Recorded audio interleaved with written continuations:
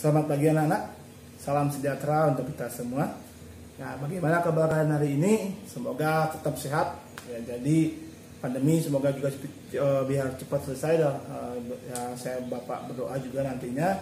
Nah, pada hari ini Bapak akan menyampaikan materi kita yang baru, masih tetap di bab yang di semester terakhir, di semester genap ini sendiri, yaitu bab yang ke-6 dengan judul adalah perkembangan ilmu pengetahuan dan teknologi bangsa Indonesia pada era kemerdekaan.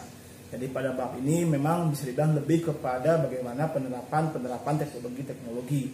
Ya, jadi kalau bisa dibilang kalian mungkin akan menjadi beberapa gambaran seperti globalisasi itu sendiri. Nah, untuk lebih jelasnya bagaimana sih, apa sih yang akan Bapak sampaikan? Silakan kalian simak video Bapak berikut ini. Oke, selamat pagi anak-anak. Ya, jadi pada hari ini penyampaian kita yang Bapak akan sampaikan pada pagi hari ini adalah kita akan mulai masuk kepada materi kita yang baru, yaitu adalah ke bagian bab yang terakhir, yaitu bab yang ke-6 dengan judul itu adalah perkembangan ilmu pengetahuan dan teknologi bangsa Indonesia pada era kemerdekaan. Nah, pada bab ini kalau bisa Bapak gambarkan, jadi lebih kepada bagaimana bentuk globalisasi yang terjadi sebagai pengaruh terhadap di dunia itu sendiri. Ya, jadi memang ada hubungannya nanti bagaimana perubahan-perubahan yang terjadi di Indonesia sendiri mengenai segala sistem apapun itu, baik dalam segala bidang, ya, dalam hal ini seperti bidang ekonomi, komunikasi, teknologi dan lain sebagainya. Nah, namun sebelum kita akan membahas tersebut, jadi kita akan lihat dulu apa saja sih tujuan pembelajaran kita hari ini. Ya. Nah, jadi pada hari ini ada 3 tujuan pembelajaran yang akan saya bahas. Yang pertama itu adalah membandingkan teknologi awal dan teknologi modern di Indonesia. Jadi pada kali ini kita akan melihat perbandingan bagaimana bentuk-bentuk atau sistem-sistem teknologi yang dilakukan oleh bangsa Indonesia dimulai dari sejak awal kemerdekaan, kemudian kita bandingkan dengan yang sudah mulai abad ke-21 sekarang. Ya. Kemudian tujuan yang kedua, menjelaskan prestasi bangsa Indonesia dalam mengembangkan iptek pada era kemerdekaan. Ya, jadi prestasi ini terdiri dari revolusi hijau, kemudian teknologi transportasi, kemudian teknologi kedirgantaraan, teknologi komunikasi dan informasi, serta teknologi arsitektur dan konstruksi. Ya, jadi pada tujuan tersebut kita lihat bagaimana sih sistem yang terjadi dalam bidang-bidang yang sudah saya sampaikan tadi. Dan tujuan yang ketiga itu adalah mengevaluasi kehidupan bangsa Indonesia dalam mengembangkan iptek pada era kemerdekaan sejak proklamasi hingga pada masa reformasi sekarang ini. Ya, jadi itulah tujuan pembelajaran di bab yang ke-6 ini. Jadi di bab yang terakhir pada semester genap ini. Nah, kita akan lihat satu persatu mengenai yang pertama itu adalah mengenai revolusi hijau. Ya, nah kenapa revolusi hijau dikatakan atau Green Revolution? Ini ada hubungannya terkait tentang warna juga bisa dibilang, kemudian juga tentang sistem dalam bidang yang dalam ini adalah bidang agraris atau pertanian. Nah, hampir tidak aja di seluruh dunia, ya, tidak saja di Indonesia sendiri, hampir di seluruh dunia setiap negara-negara itu pasti dasarnya itu pasti akan melaksanakan yang namanya revolusi hijau. Ya, revolusi hijau ini maksudnya itu adalah suatu perubahan besar dalam cara bercocok tanam dari cara yang bersifat tradisional hingga ke cara yang modern. Nah, dengan tujuan apa? Dengan tujuan sehingga nantinya dapat meningkatkan hasil produksi pertanian itu sendiri. Ya, memang saya katakan tadi di seluruh dunia, hampir seluruh dunia pasti negara tersebut atau sistem pemerintahannya itu secara dasarnya itu harus menerapkan yang namanya pertanian atau agraris.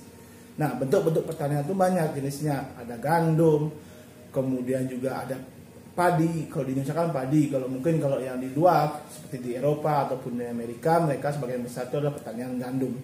Nah, itulah, jadi pertanian inilah yang perlu disokong terlebih dahulu untuk menunjang kebutuhan masyarakatnya di dalam suatu negara tersebut. Ya, maka dari itulah yang awalnya bagaimana hasil produksinya itu anggaplah 10 Sehingga nantinya dengan menggunakan dilakukannya suatu revolusi terkait masalah agraris ini sendiri, hasil pertanian ini atau hasil produksinya itu akan semakin hari semakin meningkat atau juga akan semakin efisien. Itulah maksud dari revolusi hijau, dan memang dalam hal ini juga ada hubungan kaitannya dengan globalisasi yang mungkin yang sudah kalian pelajari, baik itu di pelajaran yang lainnya.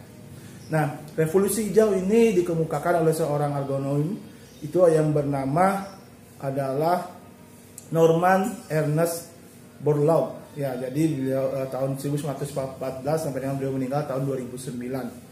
Ya, jadi beliau itu disponsori oleh Rockefeller Foundation. Itu sebuah perusahaan dari Amerika Serikat. Ya, jadi Norman ini adalah seorang agronomi Amerika.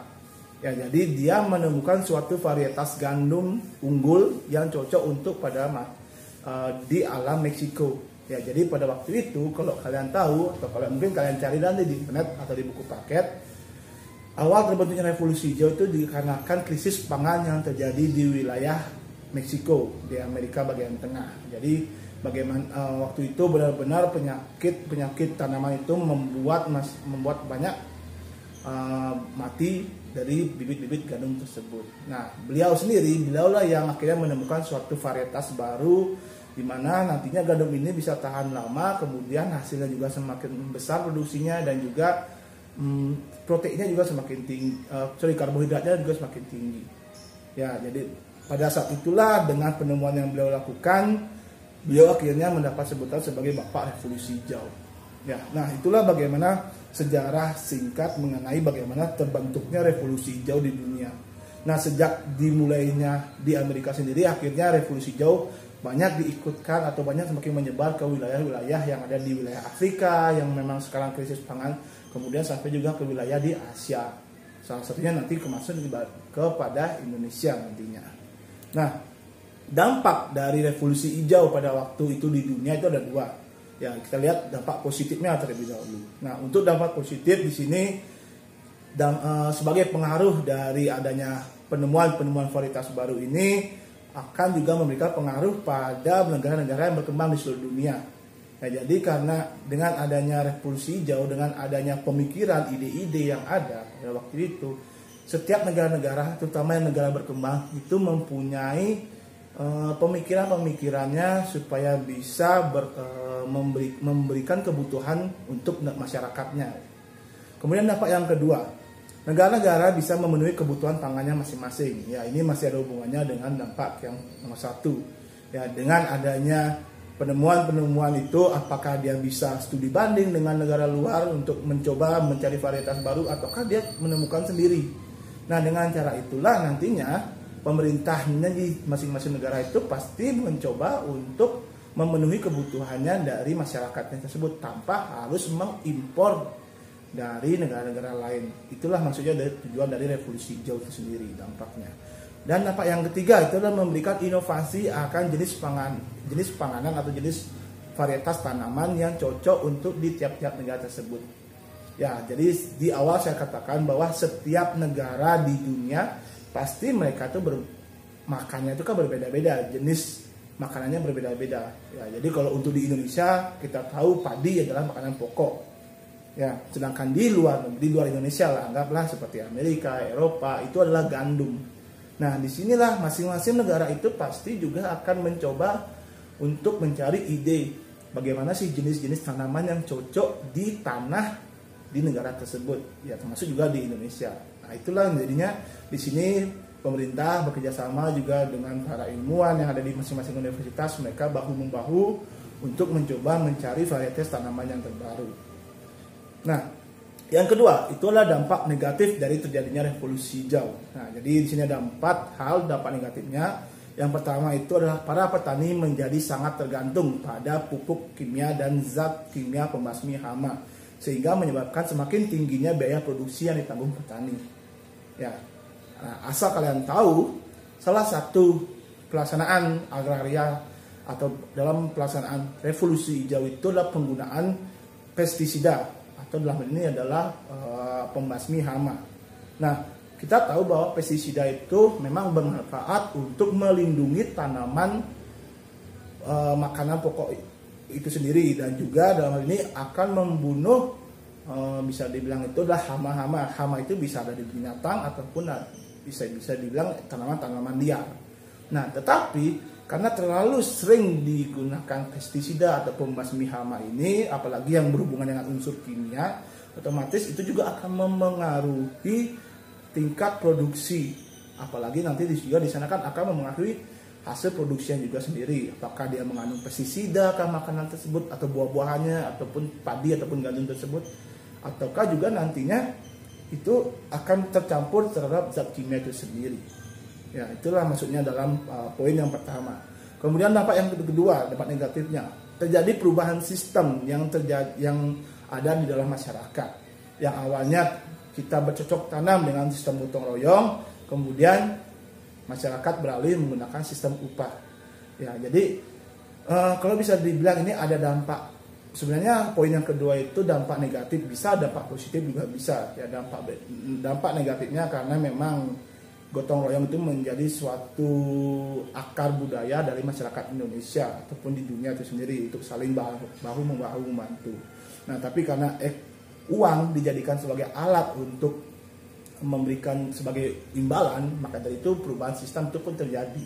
Satu sisi memang akan memberikan si petani itu atau si kuli lah dalam hal ini mendapatkan biaya atau apa, tapi satu sisi mereka bekerja tanpa melihatkan sistem gotong royong yang ada.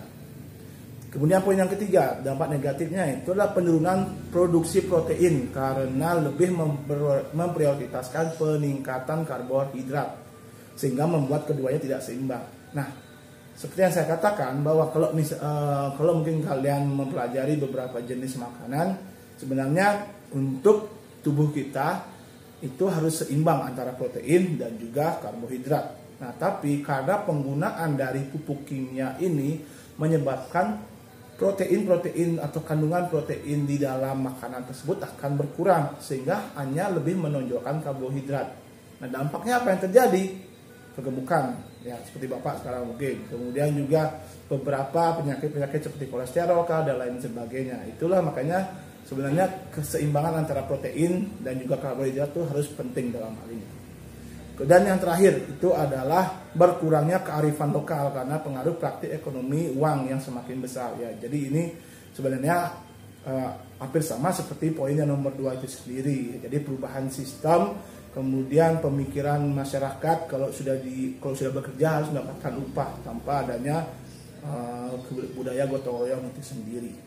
Nah, itu adalah bagaimana dampak yang terjadi selama pelaksanaan revolusi hijau di dunia, hampir sebagian besar di dunia. Nah, lalu kita lihat bagaimana sih pelaksanaan revolusi hijau di Indonesia. Ya, pelaksanaan revolusi hijau di Indonesia itu dimulai pada masa awal kemerdekaan. Ya, jadi atau pada masa Orde Lama. Nah, jadi pada masa Orde Lama memang pemerintah di bawah pimpinan Insinyur Soekarno sudah mulai berpikir bagaimana memenuhi kebutuhan masyarakat Indonesia pada waktu itu. Nah, salah satu program yang dibuat oleh Soekarno bersama kabinet-kabinetnya itu adalah dengan melaksanakan kebijakan yang disebut dengan namanya kebijakan rencana kemakmuran Kasimo, atau dalam bahasa Inggris itu adalah Kasimo Plan.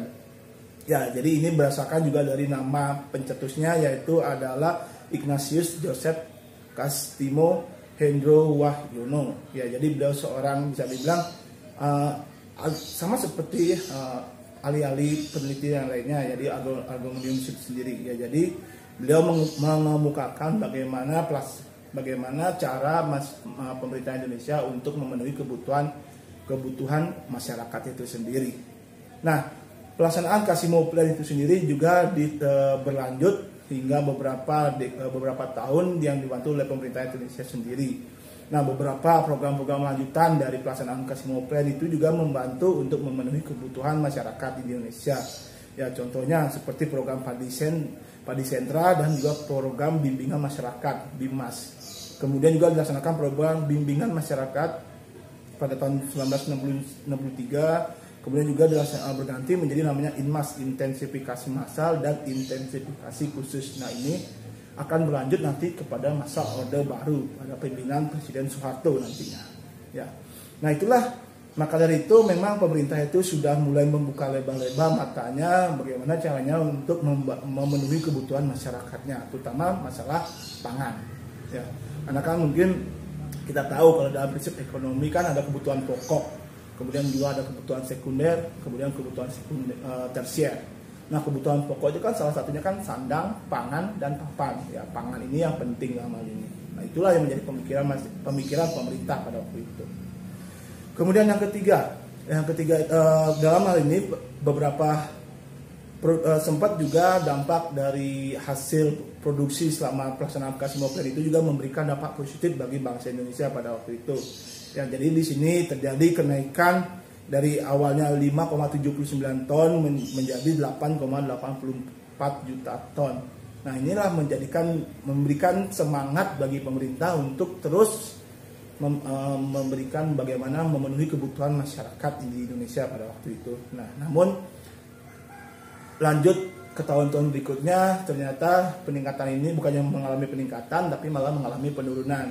Ya, karena memang di awal di babak sebelumnya Bapak juga pernah menerangkan bagaimana peristiwa atau kondisi yang terjadi pada masa pemerintahan Presiden Soekarno. Jadi tidak saja memikirkan masalah kebutuhan tapi juga memikirkan yang lain. Ya, jadi harus mempertahankan kemerdekaan pada waktu itu karena Belanda mencoba untuk menguasai kembali dan juga disintegrasi terjadi sebagai dampak dari beberapa daerah ingin keluar dari wilayah Indonesia.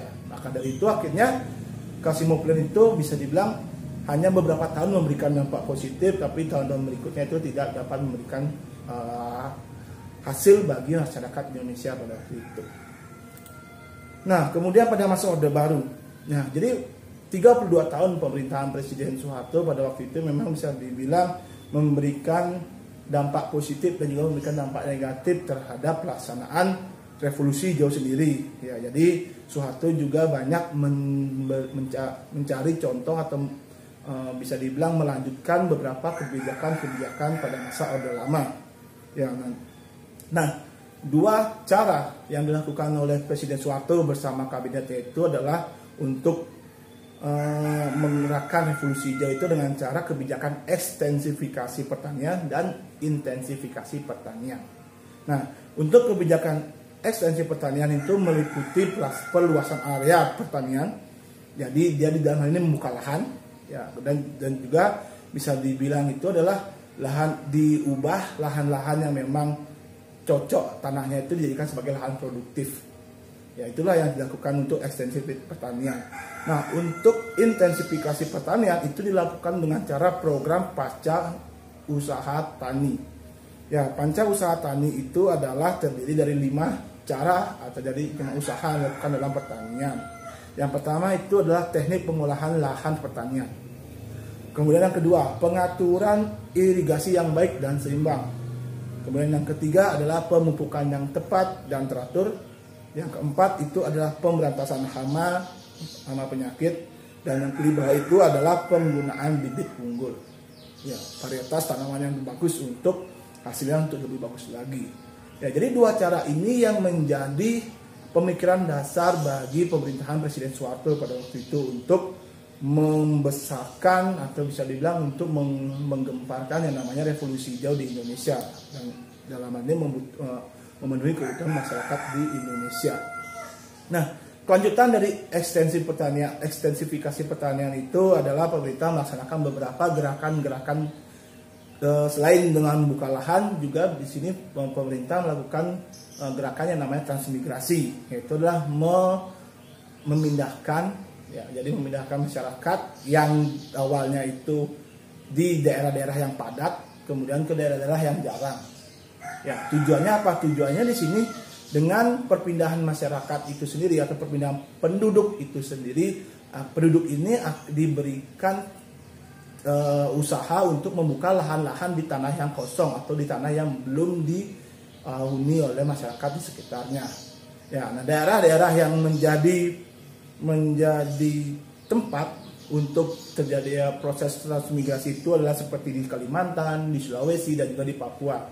Ya, karena pada waktu itu tahun 1967-70-an itu memang wilayah-wilayah di Kalimantan dan juga di Sulawesi serta Papua itu masih dianggap sebagai wilayah yang belum dibuka secara ya belum bisa dibilang masih belum terlihat jelas bagaimana bentuknya. Tapi namun dampak dari transmigrasi inilah akan memberikan perluasan wilayah yang besar nantinya kepada penduduk. Jadinya tidak saja perekonomian itu tidak saja terjadi di Pulau Jawa saja, tapi juga merembet ke pulau-pulau lainnya yang ada di Indonesia.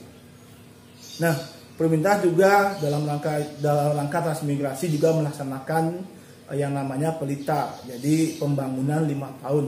Jadi 32 tahun Presiden Soeharto menjabat, pelita itu sudah dilaksanakan sebanyak 6 kali. Ya, kalau bisa dibilang sudah hampir lepas landas, tapi nanti keburu krisis ekonomi, akhirnya pelita yang ke-6 itu bisa dikatakan tidak berhasil dilaksanakan. Hanya 5 pelita yang sempat dilaksanakan pada masa Presiden Soeharto pada waktu itu. Ya. Nah, kemudian tahun 1998 organisasi pangan 1988 FAO yang memberikan penghargaan kepada pemerintah Indonesia karena berhasil mencapai swasembada pangan pada tahun 1984. Ya, dampak dari pelaksanaan pelita ditambah lagi dengan program-program untuk memenuhi kebutuhan atau untuk membuat varietas baru itu sendiri, akhirnya Indonesia itu bisa mengekspor padi-padinya ke luar, terutama itu adalah ke wilayah Asia Tenggara. Jadi tidak lagi mengimpor tapi malah mengekspor. Nah, inilah yang membuat suatu prestasi yang besar pada waktu itu pada masa pemerintahan Presiden Soeharto menjabat. Nah, terkait dengan pelita seperti yang saya sampaikan tadi di awal, ya, jadi di sini saya katakan bahwa ada 6 pelita yang telah dilaksanakan oleh pemerintah Presiden Soeharto. Tapi mungkin pelita yang ke-6 itu belum sempat terjadi karena udah keburu terjadinya krisis ekonomi. Ya. Nah, pelita yang pertama itu adalah pada tanggal 1 April 1969 sampai dengan 31 Maret 1974. Nah, dari pelita awal atau pelita pertama hingga pelita ke-6 itu memang lebih menitik beratkan atau memprioritaskan adalah pertanian dalam hal ini. Ya, jadi menekankan pada sektor pertanian dan industri yang mendukung pertanian itu sendiri. Kemudian berita kedua menitik beratkan sektor pertanian, industri yang juga didukung pada pertanian. Tapi di sini industrinya itu adalah industri dari bahan mentah menjadi bahan baku. Ya. Kemudian pada pelita ketiga dilanjutkan perkembangannya lebih baik lagi yang dari pengolahan bahan baku menjadi bahan jadi. Ya, kemudian pelita yang keempat masih tetap sama, pertanian yang dibarengi dengan industri. Kemudian di sini industri dalam hal ini adalah industri barang-barang berat serta industri barang-barang ringan dalam hal ini. Kemudian pelita yang kelima itu menekankan sektor pertanian juga ditambah dengan sektor industri sehingga nantinya akan menghasilkan barang-barang ekspor yang cocok dikirim ke luar negeri. Jadi selain dikirim juga bisa menyerap tenaga kerja. Bahkan juga inilah bisa dikatakan pada pelita kelima inilah swasembada pangan di Indonesia itu melimpah ruah sehingga Indonesia bisa mengekspor padi-padinya tuh ke luar atau ke Asia Tenggara. Dan terakhir pelita yang ke-6 itu adalah menitik beratkan sektor pertanian dan juga pembangunan industri nasional. Jadi saya katakan tadi akan lepas landas. Ya, karena pada masa pelita ke-6 ini bisa dibilang beberapa ide-ide gagasan terutama pada waktu itu B.J. Habibie ya. Jadi sebelum beliau menjabat sebagai wakil presiden, beliau sempat menjadi menteri teknologi pada waktu itu, Menristek. Ya, jadi pemikiran beliau ingin membangun sebuah pabrik kedirgantaraan. Ya, nanti itu saya akan bahas di poin yang berikutnya. Ya, itulah yang terjadi bagaimana proses pelita yang dilaksanakan oleh pemerintahan Presiden Soeharto selama 32 tahun. Tapi namun karena udah keburu terjadinya krisis ekonomi, kemudian terjadinya gonjang-ganjing perekonomian di Indonesia, akhirnya untuk masuk kepada pelita yang ke-7 tidak bisa berhasil dilaksanakan. Nah, masih terkait dengan pada masa Orde Baru, seperti yang saya katakan tadi ya, jadi pada pelita pertama pemerintah itu menerapkan yang namanya program intensifikasi, ya, jadi INMAS. Ya, kemudian program ini berhasil mengembangkan beberapa jenis padi-padi unggul. Ya, nah penelitian terhadap padi-padi unggul ini sendiri tidak saja dilakukan oleh pemerintah sendiri, tapi juga di sini pemerintah bekerja sama dengan perguruan tinggi negeri yang ada di seluruh Indonesia itu mencoba untuk mencari bagaimana sih jenis-jenis padi yang cocok di tanah-tanah di daerah-daerah di Indonesia. Ya itulah makanya disinilah suatu bisa dibilang itu adalah mutualisme antara pemerintah dengan perguruan tinggi dalam hal ini. Ya. Nah, peningkatan produksi beras juga di Indonesia tidak saja terjadi karena bibit unggulnya itu sendiri, tetapi juga didukung oleh beberapa hal pada masa pemerintahan Orde Baru. Jadi di sini ada 7 hal yang mendukung bagaimana proses revolusi hijau di Indonesia pada masa Orde Baru itu dikatakan berhasil. Ya, jadi yang pertama itu adalah penggunaan pupuk kimia, kemudian mekanisme pengolahan tanah yang baik. Ya, jadi bagaimana berapa bulan dilaksanakan untuk pertanian, berapa bulan dilaksanakan untuk mengubah tanaman yang baru ataupun mengganti tanaman selain padi. Kemudian juga pola tanaman. Ya, jadi kalau mungkin kalian yang pernah bercocok tanam, kalian tahu kan bagaimana sih cara menanam yang baik, kemudian tanahnya diapakan dan lain sebagainya. Terus perkembangan teknologi pasca panen. Jadi di sini juga teknologi membantu kemudahan para petani untuk mengolah tanahnya. Ya, salah satunya mungkin di foto kalian bisa lihat penggunaan traktor. Ya. Kemudian penggunaan bahan kimia sebagai pembasmi hama, kemudian pencetakan sawah baru. Ya, jadi dampak dari transmigrasi yang tadi saya katakan itu membuka lahan. Di sini lahan itu kan akan menjadi suatu areal persawahan untuk pertanian. Dan terakhir adalah perbaikan serta pembangunan sarana dan prasarana irigasi. Ya, jadi penting. Contohnya itu bendungan, waduk itu juga menjadi penting sebagai saluran irigasi karena petani itu tidak bisa berharap dari hujan ataupun dari sungai-sungai yang memang nantinya ketika musim kemarau datang, otomatis sungai itu pasti akan mengering. Maka dari itu adalah waduk dan juga bendungan itu menjadi salah satu sarana penting untuk menyalurkan irigasi ke persawahan pertanian. Nah, kita yang terakhir itu adalah bagaimana revolusi hijau di Indonesia pada masa reformasi yang terjadi. Ya, jadi setelah berakhirnya pemerintahan Presiden Soeharto, kemudian penerapan revolusi hijau di sini terjadi sebuah perubahan yang besar. Ya, jadi kalau pada masa Orde Lama itu pertanian atau pelaksanaan pertanian itu harus sesuai dengan jalannya atau pemikiran pemerintah. Nah, berbeda dengan pemerintahan pada masa reformasi. Jadi di sini paradigma pembangunan pertanian itu tidak lagi meletakkan petani itu sebagai subjek. Ya, jadi di sini kalau pada masa Orde Lama itu petani jadikan sebagai objek. Ya, jadi apa yang pemerintah inginkan, jenisnya padinya itu petani itu harus dilaksanakan. Nah, kalau pada masa reformasi petani itu menjadi subjek dalam hal ini. Di sini petani membuat pemikiran, ide, gagasan dan lain sebagainya untuk pertaniannya mereka itu sendiri. Ya, itulah makanya perubahan paradigma antara bagaimana bentuk peta revolusi hijau pada masa Orde Lama dengan revolusi hijau pada masa reformasi. Nah, kemudian juga tujuan dari perubahan paradigma itu sendiri adalah untuk membentuk kualitas dari petani itu sendiri. Kemudian baik itu kualitas hidup, kualitas berpikir inovatif, kemudian dan juga kualitas dalam hal memperbaiki sektor pertanian melalui agar menjadi lebih baik. Nah, pada masa reformasi juga dilakukan beberapa upaya revolusi hijau. Jadi antara lain dibentuknya gerakan mandiri atau GEMA.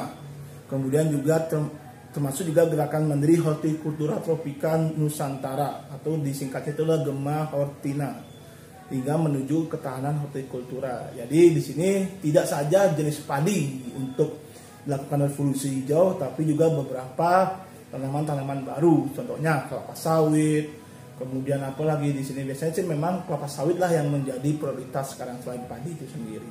Makanya kalau kalian lihat sekarang Kalimantan itu sudah berubah dari hutannya menjadi kelapa sawit. Ya. Kemudian yang kedua itu adalah peningkatan produk pertanian padi dengan menggunakan sistem of rice intensifikasi atau disingkatnya adalah SRI. Ya, jadi sama seperti yang saya katakan, padi itu pasti akan dari zaman ke zaman itu pasti akan mengalami perkembangan jenisnya, termasuk juga bentuknya sih sama memang bisa dibilang, tapi kualitasnya yang akan berubah dalam hal ini. Ya itulah bagaimana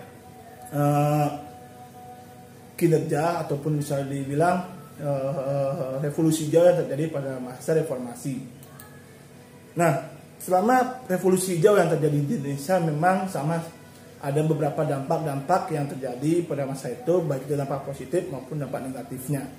Ya, kita lihat dampak positifnya. Dengan adanya revolusi hijau yang terjadi di Indonesia, itu mendorong lahirnya varietas unggul di bidang pertanian. Ya, hampir sama dengan pada masa revolusi hijau yang terjadi di hampir sebagai misal di dunia pada waktu di awal saya sampaikan.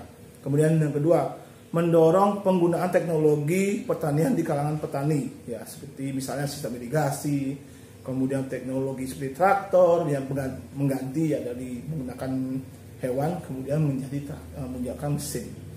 Kemudian meningkatkan kemampuan sumber daya manusia dalam bidang pertanian. Ya, sebagai inovasi gagasan ide itu juga membuat petani itu tidak saja menanam satu varietas tanaman, tapi juga bisa dibilang area tanah itu dijadikan sebagai tempat untuk menanam ataupun bisa dibilang beternak bahkan. Makanya kalau mungkin kalian kenal namanya tumpang sari.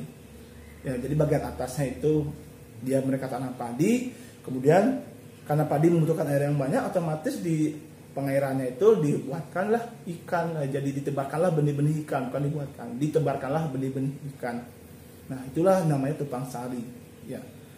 Kemudian dampak positif lainnya itu adalah menciptakan kestabilitas ekonomi terutama di sektor pertanian. Ya, jadi ya ini memang kalau bisa dikatakan swasembada pangan pada waktu itu memberikan dampak yang besar bagi perekonomian di Indonesia, karena Indonesia bisa mengekspor karena kelebihan, mau dibawa kemana ya udah mengekspor ke luar negeri pada waktu itu. Nah, dampak negatif dari terjadinya revolusi hijau di Indonesia itu ada 3. Yang pertama itu adalah petani belum siap dengan kemajuan teknologi, ya akan tertinggal dengan penggunaan ilmu pengetahuan dan teknologi di bidang pertanian. Ya, jadi kalau kalian bisa tahu, memang dikatakan pertanian di Indonesia itu masih jauh tertinggal dengan negara-negara terutama di wilayah Asia Tenggara. Ya, kalau kalian cari di YouTube ataupun di internet, di Thailand, di Jepang, ya beberapa negara-negara di wilayah Asia itu mereka tuh bahkan bisa dibilang bisa menanam padi itu tidak di area sawah, tapi juga bisa dibilang di gedung dia bisa tanam, ataupun bisa dibilang di lahan-lahan yang memang dikatakan tidak produktif tapi bisa untuk bertani. Nah, itulah makanya di sini itulah yang menjadi salah satu kekurangan para petani-petani di Indonesia. Selain itu juga masyarakat tidak adanya bisa dibilang penerus atau generasi penerus yang mau untuk beralih pekerjaan menjadi seorang petani dalam hal ini. Ya. Kemudian dampak negatif yang kedua, penggunaan pupuk yang terus-menerus akan menyebabkan ketergantungan potensi terhadap penggunaan pupuk tersebut. Ya, ini juga berkaitan dengan unsur hara dalam tanah itu sendiri. Ya, menyebabkan bisa dibilang pestisida dan juga pupuk itu sendiri akan membunuh hewan-hewan kecil yang memang sebenarnya itu hewan-hewan tersebut cocok untuk bibit-bibit atau padi itu sendiri. Namun di sini karena ada beberapa dampaknya itu sendiri membuat banyak yang mati ataupun bisa dibilang itu adalah hama-hamanya itu tidak hampir semuanya dibunuh, tidak beberapa jenis saja yang dimatikan atau dibunuh itu sendiri. Dan dampak yang ketiga itu adalah meningkatnya produksi pangan tidak diikuti dengan meningkatnya pendapatan petani. Ya, jadi saya sampaikan tadi di poin yang pertama, petani itu memang hasil dari produksinya itu bukannya memberikan hasil yang baik untuk petani itu sendiri, bahkan dibilang penjualannya itu lebih kecil dibandingkan dengan selama mereka itu bertani. Ya, anggaplah 3 bulan mereka bertani, biaya pupuk, kemudian penggunaan biaya-biaya lain seperti traktor, karena mesin kan otomatis membutuhkan bahan bakar, kemudian juga pestisida. Nah, itulah yang tidak antara hasil penjualan padinya dengan hasil selama produksinya itu tidak seimbang, sehingga banyak dalam hal ini petani itu merugi bahkan dibilang. Apalagi ditambah dengan terjadinya berbagai peristiwa-peristiwa alam seperti kebanjiran, kemudian juga hama penyakit, kemudian kekeringan dan lain sebagainya. Nah inilah kadang-kadang nasib petani di Indonesia itu bisa dibilang itu adalah tidak seperti pada nasib yang terjadi pada petani-petani di luar atau bisa dibilang di wilayah Asia itu sendiri. Nah itu adalah bagaimana dampak yang terjadi pada pelaksanaan revolusi hijau di Indonesia dalam hal